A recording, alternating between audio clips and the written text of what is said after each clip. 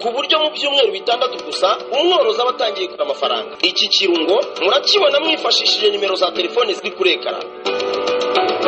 Dore nuko ubu butumwa bwamamaza buba bumeze, bikaba ari byo Sibomana Papi umwe mu bafite ubumuga bwo kutabona avuga ko mu gihe uvuga ubutumwa avuze ngo hamagara nimero ziri kuri ekara yawe, cyane ibintu bikunze gukorwa n'abamamaza ku mateleviziyo bibangamira abafite ubumuga bwo kutabona.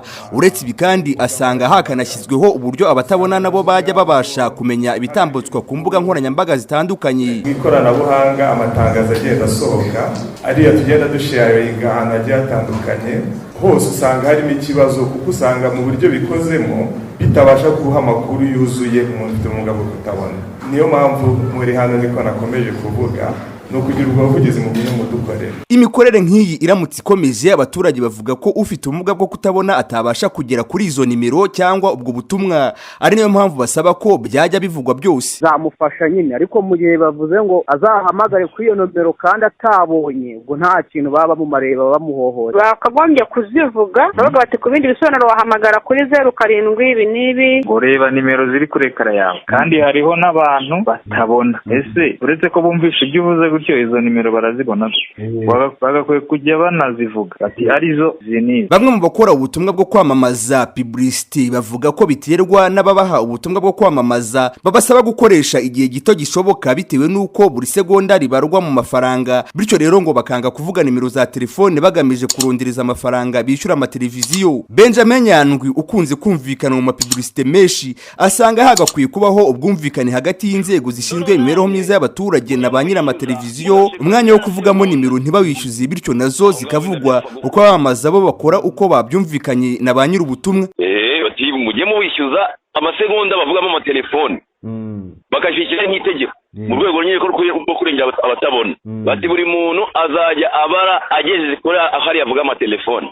Aho byakunda naho ubundi abantu baba bari kurwa barwemeza mirimo baba bari kurwana n'amasegonda yabo bari kwishyura. Umuyobozi w'umunyarwanda bw'abatabona RUB Dr. Bose Mukarwego nawe iki akibona nk'ikibazo kibangamira abafite ubumuga bwo kutabona, akavuga ko bakomeje gukora ubuvugizi kugira ngo ababikora bazabihindure. Icyakora nanone agasaba ba nyiri bitangazamakuru kujya babitekerezaho kugira ngo abafite ubumuga bwo kutabona ntibakagire amakuru atuzuye. Ubuvugizi buzakomeza gukorwa kugira ngo izo notifications zikenewe gukorwa kugira ngo batabona nabo bajye bafite information zose, ntibafate amakuru make ayandi abaceho. Umwe mu bayobozi b'amateleviziyo twaganiriye yemera ko iki ari icyuho ku bafite ubumuga bwo kutabona, akavuga ko uzajya azana publicité yashyizemo iri kosa azajya amusaba kubihindura, na cyane ko bagomba kujya batekereza ku ngeri zose z'abaturage nk'uko bivugwa na Jerome Munyentwari uyobora Ibigwi TV ikorera ku muyoboro wa YouTube. Kubabwira bakabikosora, cyangwa se natwe rega ubwo ushobora no gusanga unazanye publicité yitekerejeho nyine atatekereje kurenga, rebe ubwo yibuke ko society igizwe n'abantu b'ingeri zitandukanye harimo n'abafite ubumuga. Icyo gihe nawe bakamwongereramo urabimwibutsa, nawe iyo publicité urayihindura ukakongeramo kugira ngo n'abandi bisangemo. Urwego rw'abanyamakuru bigenzura mu Rwanda RMC mu kiganiro twagiranye n'umunyamabanga nshingwabikorwa warwo Emmanuel Mugisha avuga ko mu itegeko rishya rigenga itangazamakuru mu Rwanda riri gukorwa bazashyira mu buryo ibinyuzwa mu bitangazamakuru byose bizajya birebwaho mbere kugira ngo ubutumwa bwose bugere ku baturage bose nabo batabona badahejwe.